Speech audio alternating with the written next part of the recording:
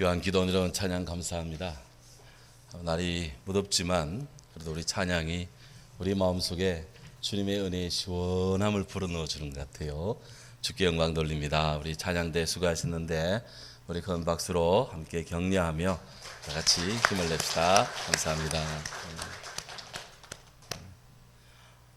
요즘 무척 덥죠?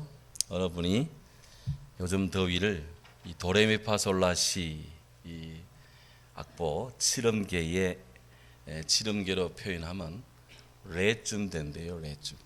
왜냐하면 도를 지나치기 때문이고 곧 미에 미치게 된다나 어쩐다나 뭐 그렇다는 것입니다. 그만큼 날이 덥다는 건데 우리 한국 선교 역사 초기에 언더우드 선교사님이 어느 교회를 방문을 했습니다. 당시 그 교회는 3명의 신도만이 이렇게 모여 있었어요. 그때 언더우드 선교사님은 우리 한국 교회사에 담는 세계적인 메시지를 하나 이렇게 발표를 합니다. 그는 말합니다. 저는 이곳에서 희망을 봅니다. 아이고 선교사님 3명밖에 안 뽑는데 무슨 희망이 있습니까? 그랬더니 더 이상 줄어들 일이 없잖아요. 이제부터는 늘어날 일만 있습니다. 이후 그 교회가 크게 부흥을 했답니다. 하나님의 일은 숫자에 얽매이지 않는다. 왜 그럴까? 그 이유가 어디에 있을까요?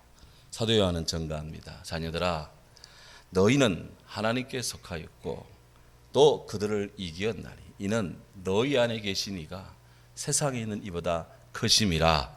아멘. 비록 우리는 연약한 자들이지만 우리 안에 계신 하나님 성령의 역사는 세상에 그 어떤 이도 당할 수 없는 강력하고 위대하신 우리 주님 안에 우리가 있는 줄로 믿습니다. 사도 요한은 말합니다. 사도행전에 말합니다. 하나님은 우리보다 가까이 계십니다. 우리 모두에게 가까이 계십니다. 오늘도 세상은 거리 두기를 요구하고 이런저런 여러 가지 격리 조치 이런 것들을 강화하고 강조하는 시대지만 하나님은 우리 가까이 계신다. 우리 모두 예수님 안에서의 소망을 가지고 언더우드가 꿈꿨던 주님의 꿈을 꾸면서 오늘도 믿음으로 우리가 살며 사랑하며 전도하며 또 배우며 익히며 일하며 그렇게 나아가는 우리 모두 되기를 기도합니다. 고난입니다. 하지만 고난의 이유를 묻기보다는 새로운 사명을 붙드는 것이 중요하다. 하나님 우리 모두를 사랑하십니다. 오늘 주께서 제자들을 부르시고 사명을 주시는 그 장면을 이제 앞으로 몇 주 동안 마태복음 10장을 통해서 우리가 집중적으로 생각하고 또 말씀을 우리가 받습니다. 오늘 성경에 따르면 예수님께서 많은 사람들 가운데 12명의 제자를 부르십니다. 둘러보면 세상에는 참 많은 사람이 살고 있습니다. 그 많은 사람들이지만 우리 예수님께 이렇게 초점을 맞추면 둘로 이렇게 구분이 됩니다.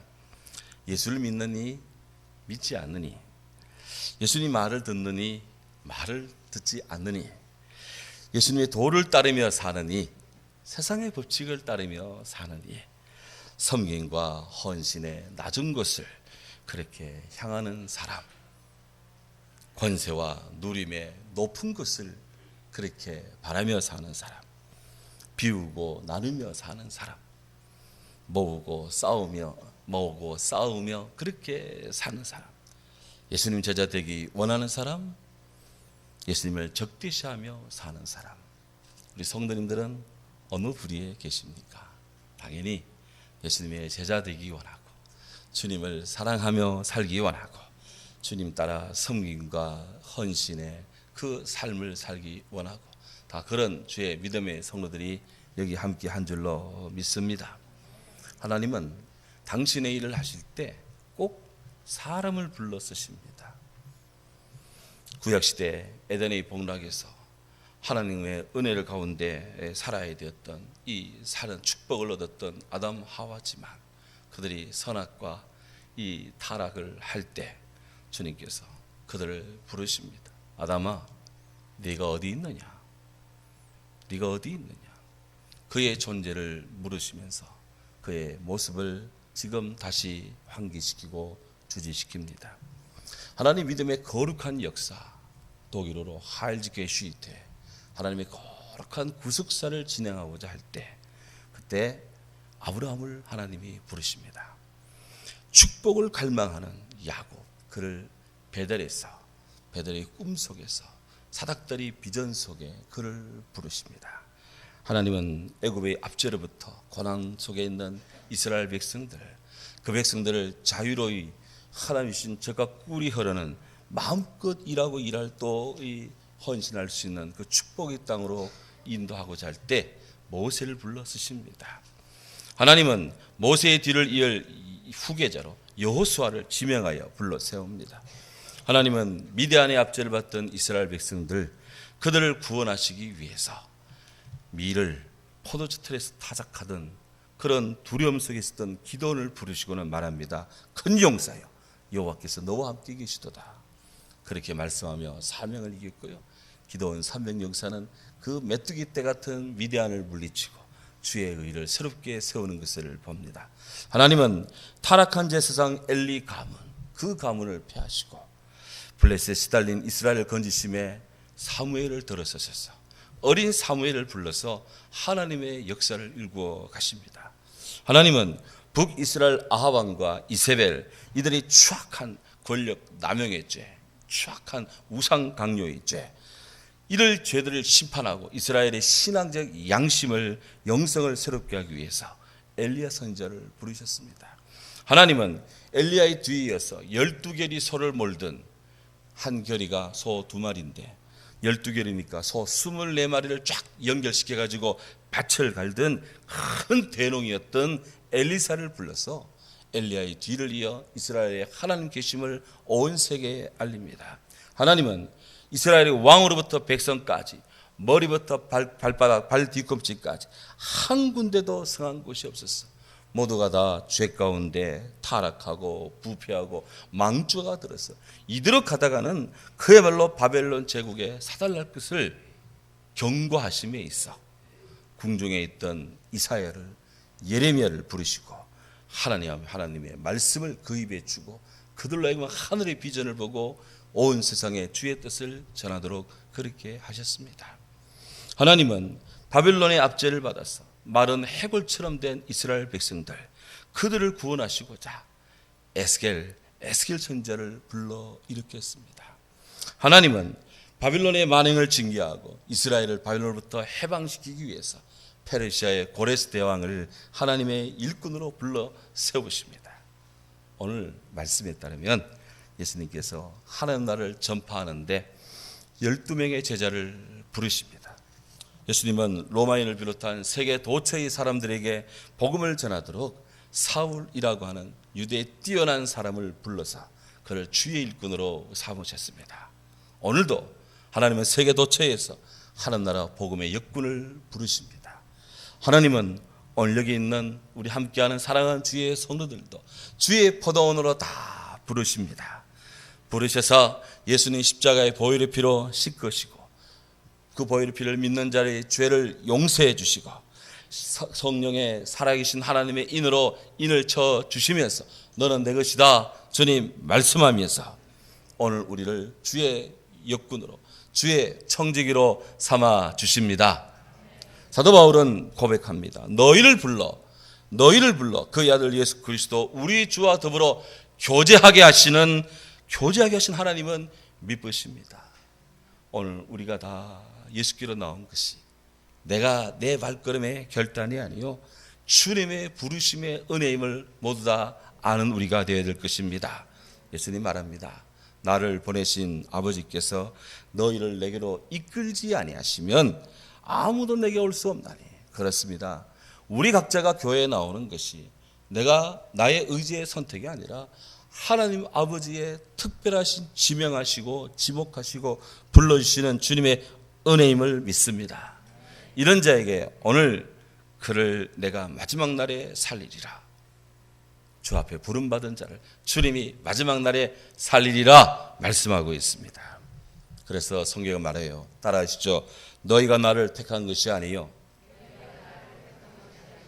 내가 너희를 택하여 세웠나니. 그렇습니다. 하나님이 우리를 택하여 세우심을 믿습니다. 우리 모든 성도님들은 이런 주의 부르심이 있음을 알고 감사함으로 우리는 매주 주님 앞에 모여야 될 것입니다.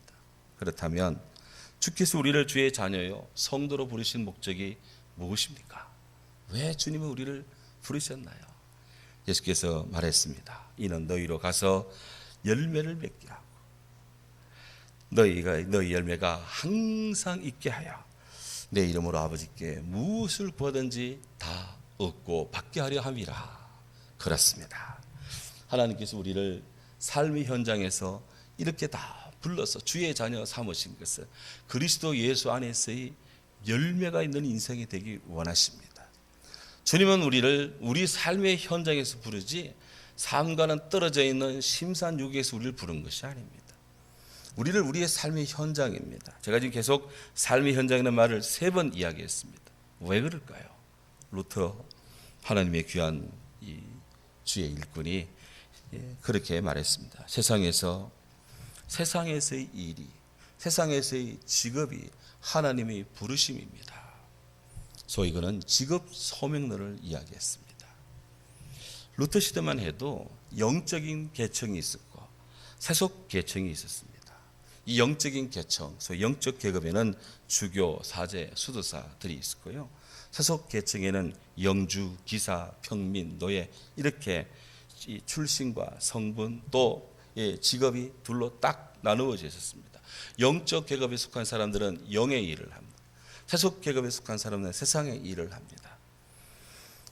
그런데 루터는 이런 계급 구분, 중세의 이런 계급 구분을 혁명적으로 그는 바꾸었습니다. 모든 인간은 하나님 앞에 평등하다라고 하는 대전제하에 1517년 10월 31일 그는 루터는 비텐베르크 그 성 안에 있는 교회, 그 교회에 95개조 한금을 붙이면서 소위 종교개혁을 시작을 합니다. 그런 면죄부의 부당성을 알렸습니다. 인간의 구원은 사람의 의에 의한 것이 아니라 인간 행위의 온전함이 있는 것이 아니라 하나님의 은혜입니다. 하나님의 은혜의 부르심의 아멘으로 우리가 응답하는 믿음에 있습니다. 성경에 근거한 하나님의 역사입니다. 이 3가지를 그렇게 강조했습니다. 주의 은혜가 아니고는 우리는 구원 못 받습니다. 하나님 말씀이 아니고는 우리는 진리 안에 살 수가 없습니다. 누구라도 믿음으로 주님 앞에 갑니다 라고 하는 소위 만인 제상서를 이야기를 했습니다. 중요한 것은 그런 이 복음이신 예수 그리스도 안에 복음이신 예수님을 따라 복음이신 예수님과 함께 신앙적 진리, 영적인 진리신 예수 그리스도 안에서 진정한 인간의 자유, 진정한 인간의 해방, 진정한 인간의 구원이 있다고 그는 역설했습니다. 그래서 하나님을 섬긴다는 일과 이웃을 사랑하는 일은 별개가 아니다. 하나님을 섬기는 일과 땅에서 일하는 것이 별개가 아니다. 그런 말하기를 각자가 자기 직업을 통해서 이웃을 섬기는 일이 온 세상에 예배로 가득 채우는 것입니다. 그런 이야기를 했습니다. 중세시대 1000년 동안에 듣지 못한 혁명적인 이야기였습니다. 오늘 우리 프로테스탄트 기독교는 바로 이 정신을 따라 우리가 지금 살아가고 있습니다. 사랑하는 여러분, 우리가 이 땅에 살면서 크리스찬으로서 여기 아주 다양한 직업군들을 다 가지고 있습니다. 이 많은 직업을 우리가 갖고 있는데 그 모든 직업의 현장이 바로 죄 짓는 일이 아닌 한, 그것이 죄 짓는 일이 아닌 한 다 그 일을 통해서 하나님의 일을 하기 위한 하나님의 부르심의 축복이다. 오늘 크리스찬으로서 주님을 위하고 이웃을 위하는 그런 이 직업 소명론, 참 위대한 하나님의 사람의 통찰입니다. 오늘도 우리 모든 사랑하는 성도들은 이 주의 일터에 각자의 일을 통해 하나님의 부름 받았다는 사실을 우리가 알고 정말 그 일을 잘 감당하는 크리스찬으로 우리 모두 세야 되리라 믿습니다. 공부하는 학생들은 질적으로 주님의 일을 잘 감당하도록 여러 가지 공부를 잘 준비해야 될 것이에요. 직장 근무자들은 성실한 마음, 충성된 자세로 그가 근무하는 근무처에 업무적인 성과를 올리면서 삶의 부흥을 일구고 하나님 앞에 영광을 돌려가야 됩니다. 자영업을 하시는 분들은 더욱더 이 부지런하고 친절하고 전문성을 향상시켜서 고객에게 감동을 주고 그를 통해 하나님 살아계심을 드러내야 할 것입니다. 모두가 다 정당한 부를 창출하고요. 복음을 전하는 이렇게 함으로써 하나님의 일의 지평을 자꾸 확장해 나간다. 루트가 오늘 시대까지 우리에게 주는 참 귀한 메시지입니다. 주 안에서 건강관리도 잘 해야 됩니다. 이렇게 이 모든 것들이 아우러지면서 그리스도 예수의 좋은 일꾼이 되어야 됩니다. 주는 그러하기 위해서 오늘 우리 사랑하는 성도님들 모두를 사랑하는 주의 교회로 다 부르시고 주의 자녀로 부르신 줄로 믿습니다. 다시 우리 본문 돌아가면 예수님이 12제자를 부르십니다. 고대 12지파의 족장들이 있었습니다. 12지파의 이 족장들은 고대 이스라엘을 대표하는 그런 부류였습니다. 오늘 예수님께서 12제자를 부르십니다. 이 12제자는 그리스도 안에서의 새 이스라엘을 대표하고 있습니다. 예수님이 이 12제자들에게 주의 복음을 전함에 있어서 더러운 귀신을 쫓아낼 수 있고 병들고 약한 자를 고쳐주며 성령 안에 있는 의와 희락과 평강을 전하는 그런 하나님 나라를 전파하는 그런 능력과 권위를 부여해 주셨습니다. 제자들은 주님의 부름받고 이런 영적인 권위에 있는데 성령의 충만한 은혜를 받을 때 주님이 약속합니다. 너희가 성령이 너희에게 임하시며 너희가 권능을 받고 예루살렘 온 유다 사마리아 땅까지로 내 증인이 될 것이다. 이 증인되어야 될 증인됨으로의 명단이 지금 이게 첫 번째로 공표가 됩니다. 베드로라는 시몬을 비롯하여 그 형제 안드레, 세베대 아들 야고보, 형제 요한, 빌립, 바돌로메, 도마, 세리마테, 알페 아들 야고보, 다데오, 가나안인 시몬, 가룟유다, 곧 예수를 판 자들아. 명단이 지금 호명되고 불려지고 있습니다. 마치 교회의 회의에서 중요한 회의에서 회원 전명할 때, 이사회 회원 전명할 때 회원 전명하듯이 지금 제자들의 명단을 호명하고 있습니다. 기독교인이 우리 주님 나라에서 우리 주님 나라 천국에서 호명이 되려면 이 땅에서도 이렇게 호명되어야 된다.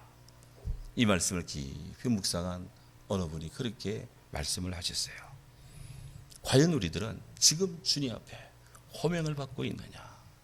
성경을 유심히 들여다보면 하나님께서 주의 사람들을 부를 때 꼭 이름을 부르더라고요.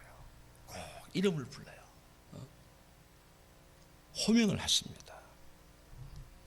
우리들은 지금 주님 앞에 호명을 받고 있는가?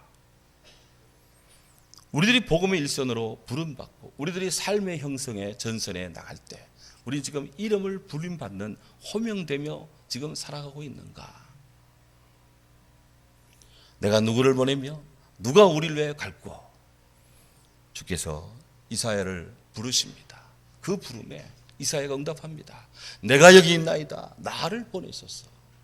사랑하는 여러분, 오늘 우리에게 이런 주님 앞에서 1대1의 믿음의 이 대응이 온전하고 뜨겁기를 주의 이름으로 축원합니다. 이 예수님 제자 명단은 좀 흥미롭습니다. 아마도 오늘날 전도 유망한 어느 기업에서 유능한 신입사원을 뽑는 그런 과정 속에 이 12제자를 중심으로 인물을 분석을 한다면 어떤 결과가 나왔을까요? 어느 분이 현대인의 그런 인력 컨설팅 회사 전문가의 시각으로 이 예수님의 12제자를 이렇게 분석을 했더라고요. 베드로, 그는 성격이 급해서 실수할 가능성이 높다. 야고보와 요한, 매우 이기적인 사람이다. 도마, 매우 의심이 많고 부정적인 성격의 소유자다. 안드레, 너무 내성적이어서 추진력이 떨어진다. 야고보, 혁명가적인 기질이 있어 위험하다.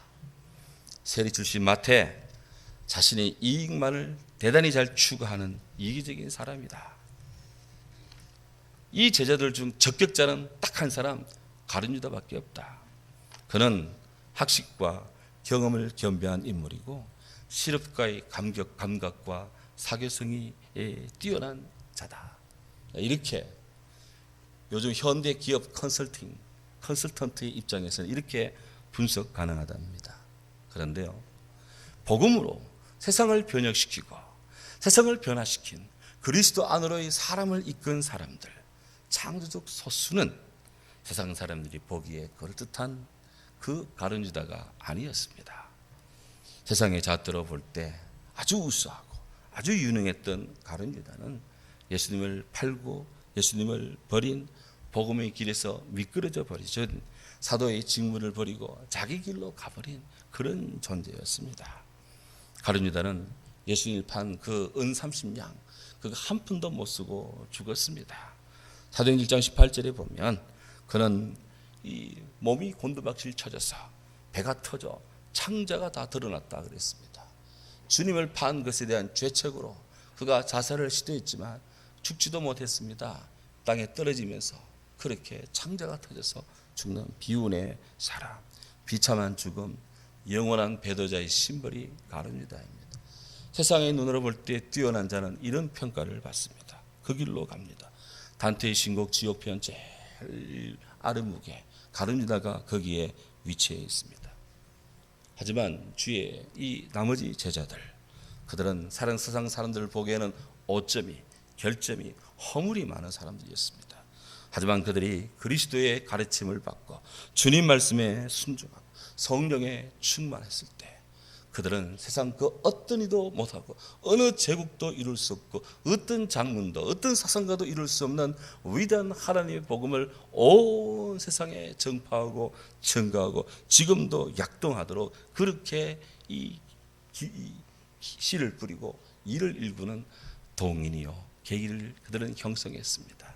그들은 성령 충만한 그 상태에서 영적인 센터인 예루살렘에서 복음을 전합니다. 사도의 복음을 받고 많은 사람들이 예수를 믿습니다. 그 중에는 성령 충만한 사람들이 있을 거예요. 스데반이 예수님 말씀 앞에 그는 감동하고 그는 죽음에 이르도록 복음을 전합니다. 돌에 맞아 순교하는 그 순간에도 그는 만면에 미소를 띄우고 아버지 저들을 용서해 주세요.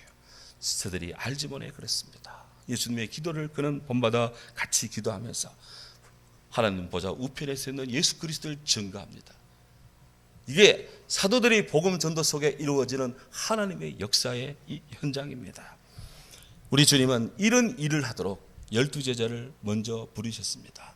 그들에게 온 세계 복음의 일을 다 맡겼습니다.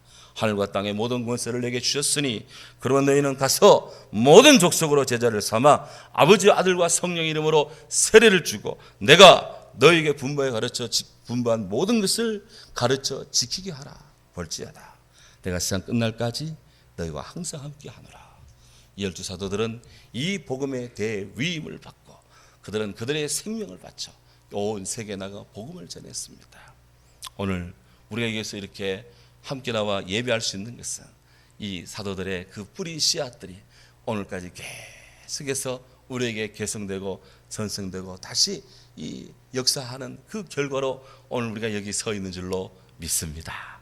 사랑하는 여러분, 우리 성도님들은 전적으로 헌신하는 그런 전적인 이 목회자들과는 다릅니다. 우리 성도님들은 생활 전선에서 다 일을 하면서 교회의 직분을 받으며 그렇게 섬기는 분들입니다. 이 또한 매우 귀한 일이다. 사도 바울은 이렇게 전가합니다. 나를 능하게 하신 그리스도 예수 우리 주께 내가 감사함은 나를 충성되이 여겨 내게 직분을 맡기심이니. 그리스도 안에서의 각자의 직분이 다 있어요. 이 직분은 그냥 당신 이거 해라, 당신 저거 하세요가 아니라 주께서 우리를 충성되이 여겨 직분을 맡기신 것이다. 주의 부름받은 주의 자녀들에게 주의 직분을 맡긴 것이다. 주님이 맡긴 것입니다. 목사로서, 장로님으로서, 안집사님으로서, 집사님으로, 권사님으로 직분을 맡기신 거예요. 부름받은 자에게 직분을 줍니다. 세상 사람들에게 이 직분은 주지 않습니다. 주의 부름받은 주의 자녀들에게 이 직분을 주는 겁니다. 주님 우리를 충성되다 여기십니다. 성도의 직분을 그래서 주셨습니다. 그러면서 또 구하십니다. 맡은 자에 구할 것은 충성이다. 그렇습니다. 우리는 주님의 제자로 부름받은 오늘의 제자들입니다. 주님의 맡기신 이 성도의 직분을 오늘 우리가 잘 감당해야 될 것입니다. 부름받은 주의 성도들은 다양한 환경에서 주님의 부름을 받습니다. 우리들도 다양한 환경에 살면서 주님께 부름받아 나와 충성하는 자들입니다. 바로 웃기는 오늘 모두가 예수님의 귀한 제자로 전적인 헌신을 하듯 산업 현장에서 일을 하며 주님께 영광 돌리듯 제자로서의 확신을 가지고 주님 앞에 충성으로 헌신해 나가는 오늘의 크리스찬들 되기를 주의 이름으로 축원합니다. 아멘. 귀하신 주님을 찬양합니다. 12 제자